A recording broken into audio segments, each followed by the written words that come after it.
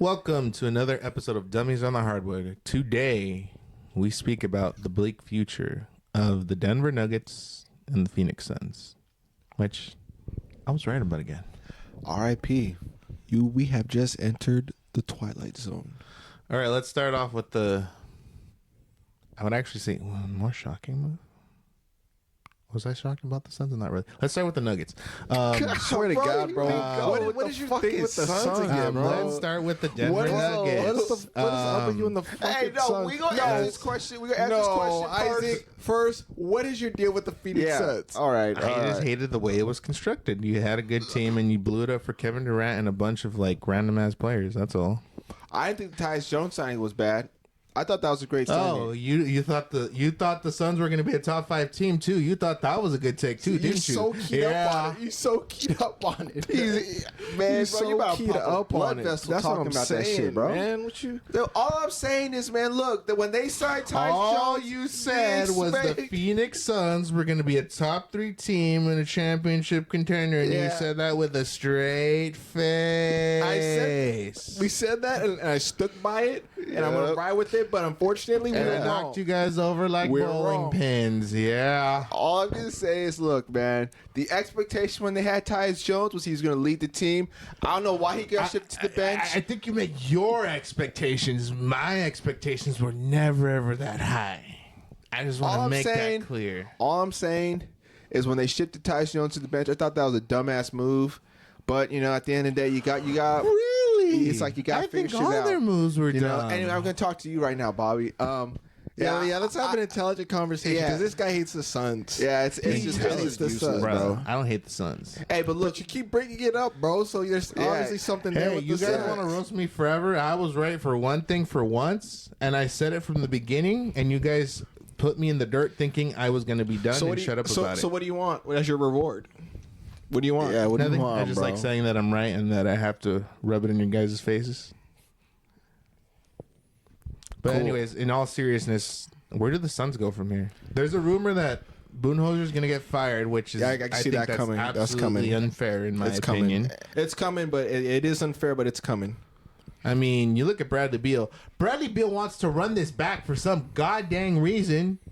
What is there to run back? Just like run back to the infirmary? just like how he wanted to stay in Washington after all those years. purgatory, in basketball purgatory. Look, all I'm saying is, look, Phoenix. I really had the hope that they were going to be a contender. I really did, but unfortunately, due to like blunders in management and stuff like that, it really highlighted the issues that were prevalent in Phoenix. I still think after they what was it 2022? Was it 2022? I think it was 2022. 2022 when they went to the finals against, coincidentally, Mike Budenholzer, the team who beat him, right? They blew it up. And I was like, why? No, they had one more year, then they blew it up. Well, you still get my point, but it's like, why do you blow? If it ain't broke, don't fix it. The bottom line is the issue began a few years back when the Phoenix Suns decided to blow up their roster and trade for Kevin Durant. I mean, and not only that, gave up half their picks, pretty much all their picks for an aging superstar player. Before we get into this, let's not forget the apron rules, the tax luxury rules. They're a second apron team, so they don't have access to like the mid-level exception, the biannual exception. So that really limited their roster capability. And Matt Ishbia literally said, "We don't care. We're going to spend all the money." Well, now you okay, great. You spent on the money, but go ahead, look at your team now. Look at them. It's literally going to be your third. Was it your third head coach in 2-3 years? No, it's going to be their third head coach in 4 years. You see my point? It's like They basically blew up the roster. I really don't think it's Budenholzer's fault. It's not his fault. He worked with what he had, but management, James Jones, I just don't understand why you traded for those dumbass picks, man. Like you gave up, and it was just so much. The issue was he just gave up too much draft capital for an aging superstar. And I mean, I get it, it's Kevin Durant, but I mean, at the end of the day, you took a risk with your team that just went to the finals. You gave up all your picks. You got Mikal Bridges gone. You gave up Cam Johnson, who Those two, in my opinion, were probably their best 3-and-D players. And since then, the Phoenix Suns have been struggling on that perimeter. Without them, they're not going to the finals against Milwaukee. They weren't. They were not. They were key. But the Suns decided for whatever reason that it just wasn't working, and they wanted to blow it up, traded for Kevin Durant. Then they traded for Bradley Beal, and that experiment did not work. Bradley Beal, I don't know what he's talking about wanting to run it back, because there is nothing to run back. You are going to find yourself probably with a new team in the next year or two. Well, yeah, no, within the next 6 months or so. Yeah. But whoever he decides to waive his no trade clause to. Yeah. You know? And so there's another issue right there. It's like now you got to waive the no trade clause. I mean, what can Phoenix really realistically get back for Kevin Durant if they trade him? Because Kevin Durant keeps flip-flopping. He's going to leave. I want to sign an extension. I want to be here. I don't want to be here. I expect to be moved. Why didn't you tell me I was going to be moved? It's like madness with him. Yeah, it's and this isn't the first time Durant's made a move like this. KD is gonna be KD. That's all I gotta say. I mean, but it's Kevin Durant at the end of the day. You're gonna you trade your team for Kevin Durant. If you're contending teams, are you really gonna trade draft capital and young players for a possible 1-year rental? Which teams would be desperate enough? It depends which team he's going to, because right now the New York Knicks. I can see New York willing to. I can see trade them doing for that. Anthony Towns. Well, watch. Then they trade basically Mikal Bridges back, because that's what they're going to give up, or Anunoby, and some picks. But I mean, look, I feel like New York would be that dumb. The Suns are just a disappointing franchise. It's like they're so talented. They're so talented, but due to this example of shitty management at its finest, man, poor management. And it led them down this hole. So I really feel bad for the coaches. Whoever decides to take over. Because Budenholzer's not going to last. Unfortunately, he doesn't deserve it. So if it's gonna have to start. If we're gonna rebuild this Phoenix Suns team, it's gonna have to start by trading Kevin Durant. That's just it. They're gonna have Durant and Beal. Yeah, Beal, you can't trade Beal. Beal's gonna be difficult to trade. It's gonna happen, but it's gonna be difficult. Kevin Durant is more realistic because Beal, he's gonna want certain teams. He's gonna want right, exactly, and that's the bottom line. So with Kevin Durant, you're gonna have to start by trading Kevin Durant, get some capital back, and start rebuilding. You're gonna probably be a playing team. You're probably not even gonna be in the playoffs, but you're gonna have to start by trading Kevin Durant, just like this year. Yep. That's where it's gonna have to start, and then after you trade Kevin Durant. Okay, now you start talking with Bradley Beal and figuring out where do you want to go? What's your destination? And start speaking to those teams. Okay, which team you want to go to? And get the best haul back for your pick. Get some picks back. Because that's what the Suns need right now. They need some capital. Even at second round picks at this point. They need to do something. But it's gonna have to start with Kevin Durant and Bradley Beal. You know what my opinion Bradley is? Beal's consent. I think they're rebuilding. They're going to rebuild around Devin Booker. Booker, Ryan Dunn. Also Iguodala. Oh, yeah. Look, because they have so many trade pieces. Look, if I'm different teams, if I'm a contending team, I'm going to look at the Suns because they still have Grayson Allen. They have Tyus Jones, who's probably not going to come back. They have Jones, Grayson Allen, Bradley Beal's going to be traded. Nick Richards, I think he's going to stay. Kevin Durant. You've got trade chips right there. You can get some first rounders for him. You can get some first rounders. At least one. Yeah, 1 or 2 first rounders. Yeah, start packaging. That's what I'm saying. They need to start going full rebuild mode because it's not working out. All it's right. not. Yeah. So pretty much we're all in agreement. The Suns need to blow this thing up and get. They need to blow it up. They need to blow it up. Yeah, they need to start over from scratch. Start with KD, then work with Beal. Yep, I would agree. What do you guys think? Do you think Phoenix should blow it up or run it back one more year like Bradley Beal said? Like, comment, and subscribe. Let us know. Maybe we're missing a piece. We're missing a pick.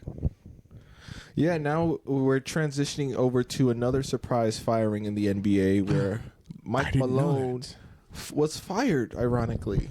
5 games. Before the postseason. And apparently he couldn't wait. And he didn't take it well. I mean, you hear the reports, man? Shit, dude. I mean, would you take it well if you have your team in the top 5 seeding and then out of the blue you're like, nah. I agree. You're good. But there's something going on there. I mean, there was reports of him and the GM butting heads and but also too with the players too. He didn't get along with the players anyway. Yeah, I read a report about the players not getting along with how how Malone was playing Russell Westbrook. You know, I mean, people were talking about like, oh, Russell Westbrook out there to Denver. Okay, Lakers had Russell Westbrook, didn't work out. Clippers had Russell Westbrook, didn't work out. I feel Russell Westbrook, unfortunately, is the scapegoat wherever he goes to a team. Yeah, I mean, it's an unfortunate situation. Oh, no, man. But I mean, Russell Westbrook, it's just, you know, what are you going to do outside of just going up and bricking layups? Like when he went up for that layup against against the Minnesota Timberwolves in overtime where they had the chance to win the game. Go up. He missed the layup. I mean, point blank, you missed the layup. Some of his plays, some of the things that he does out there on the court, like you love how hard he plays, but at times you just got to be like, dude, pull it back a little bit, bro. You don't need to shoot a 20-foot bank shot that bricks every single time. You know? I mean, you got to find something other than attacking the rim and settling for just 3-point jump shots. When Westbrook was in OKC, his best years when he was MVP, what was he doing? He was attacking the basket, passing the ball. But that was a much younger. Yeah, that's the thing. It's a much. Well, I mean, yeah, but I mean, he still has the athleticism. But he shouldn't be doing that. He needs what he needs to do, in my opinion, is develop a consistent mid-range jump shot. An Andre Miller type of role. Yeah, some type of just get a 25-foot jump shot. You know? Make them respect you. Yeah, make them respect you. You see people sag off. They let you shoot all day. Even DeRozan, he's not a 3-point shooter, but he's lethal. He's got a mid-range jump shot. That's the thing. It's like if I'm Russell Westbrook right now, I'm working on my jump shot. You see him working out with Chris Brickley all the time, going out, working on his shot all in the summer. Great. We see in the season, what do we see? Bricks. He reverts back to his old habits. Bricks. It's like I'm not trying to be harsh on the guy, but it's like, dude, you have to find something. Work on your jump shot because that is gonna help you in the long term, in my opinion. Yeah, I mean, like, look, with Russ, man, it's like he if we can get him back to when he was playing in OKC, like I said, you know, he was still attacking the rim, but the game has changed so much to the point of like he can't shoot the ball. That's how much the game has changed from his era versus now. That's why teams are willing to take the risk and say, just go fucking shoot it. You know, we'll live with you shooting making 1 out of every 10 threes you shoot. Right, and on the off chance you may hit 2 or 3. So I really think that it's, you know, some people are gonna blame him for the reasons why Mike Malone got fired, because people Malone favored him a little bit more than one of their other guards. I forgot the other guard's name. Brown. Yeah, it was another guard. I forgot his name. Something Pickett. Comment. Comment if you guys forgot the name. And that's what they butted heads over. So I mean, I think it was, you know, Michael Malone saw something in Russ that maybe other teams didn't like. Jokić actually wanted Russ to be on the team. So I mean, if you want to say that, is it Malone's fault? Is it, you know, management fault? Let's be honest. It's management's fault. They've failed to build Joker a very capable roster. But Jokić wanted Westbrook. That's the thing. They screwed again. It goes back to what we were talking about earlier. Those teams that, you know, went to the title and decided to blow it up. It goes back to the Denver Nuggets. They went up and traded away KCP. They traded away a 3-and-D player. It wasn't even that. Player. The former GM Calvin Booth was like, "Hey, we don't need to win a back-to-back championship. We'll win one every other year. Every other year. You're a GM. You just won a title. You can win in a year. I don't want to get paid for a year. I'll get paid every other year." That's what I'm saying. It goes back to just blowing up the roster. You blow up. You let go of KCP, and then you let go of Bruce Brown, who was key in your finals run.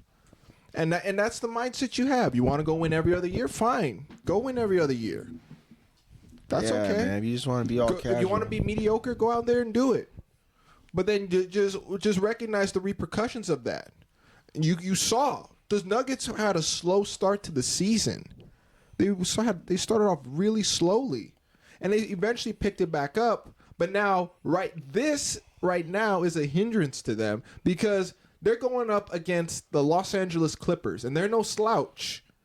So you go from doing well to okay, we got some momentum, and now we just took another step back after the fire. And so a small step, yeah. A small step. It's not a small step, but they took a step back. Hold on. They took a step back. They regressed.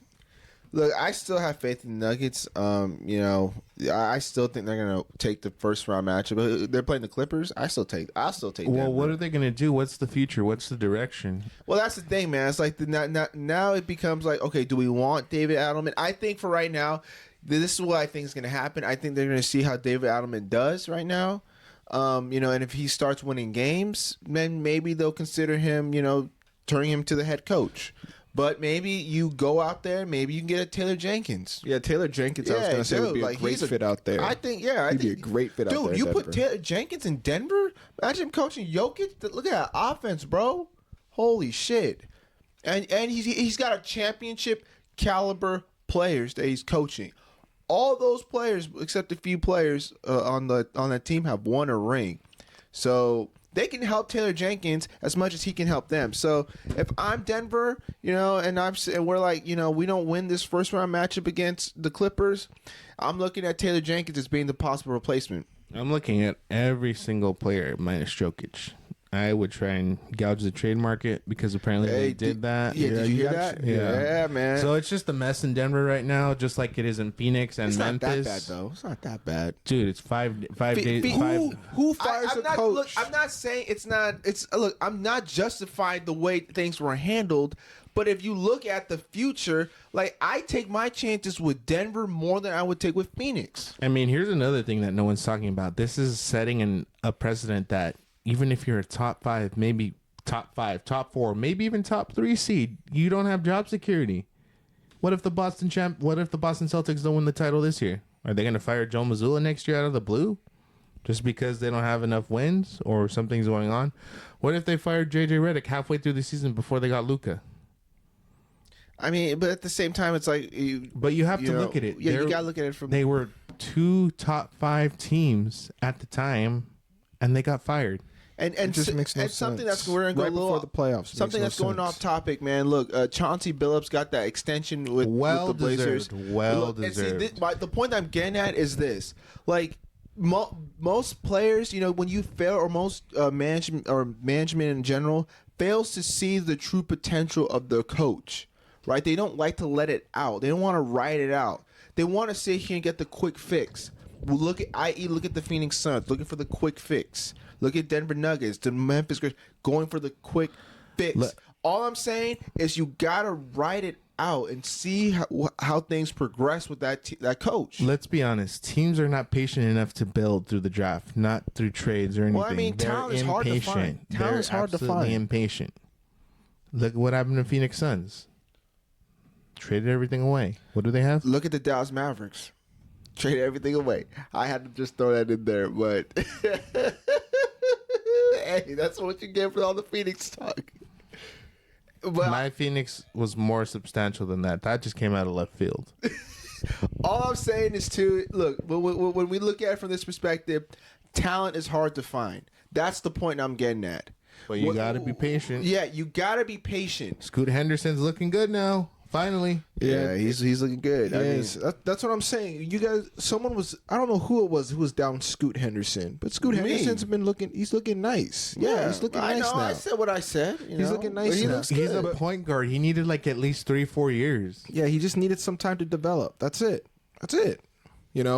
But going back to Denver, it's going to have to start with the trade market and also to gain some stability with the coach. Yeah, because I think what you should do in Denver now is trade MPJ. Just trade him. I say trade Jamal Murray. I say trade Jamal Murray.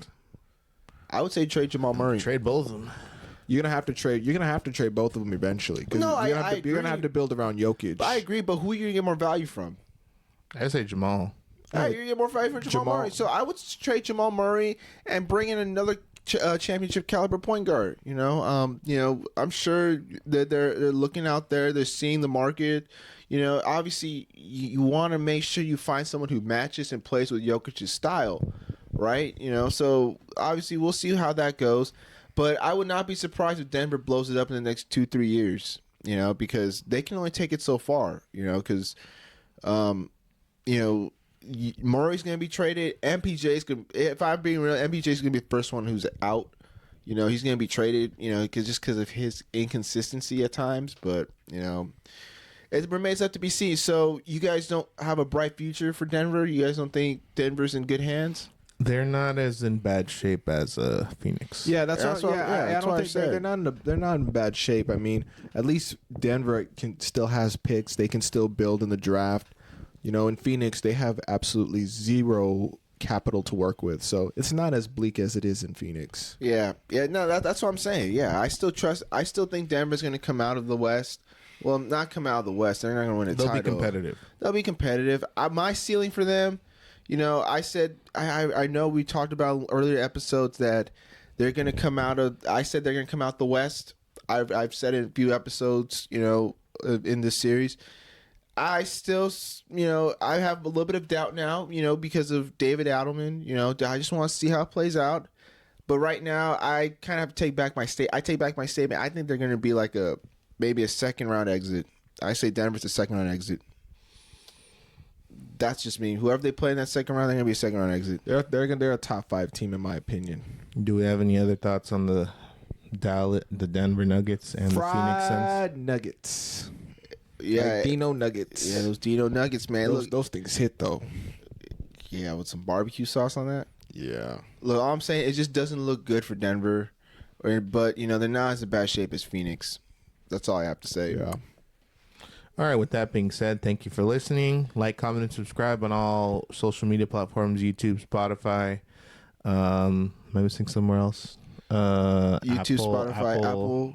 We are on Apple, Instagram. We're on anywhere you can get your podcast except Sirius XM. So please follow us, tell everyone. Just leave a comment, like, dislike, whatever you want. Spread the love, Dummies on the Hardwood. We appreciate the love. Everybody. Good night.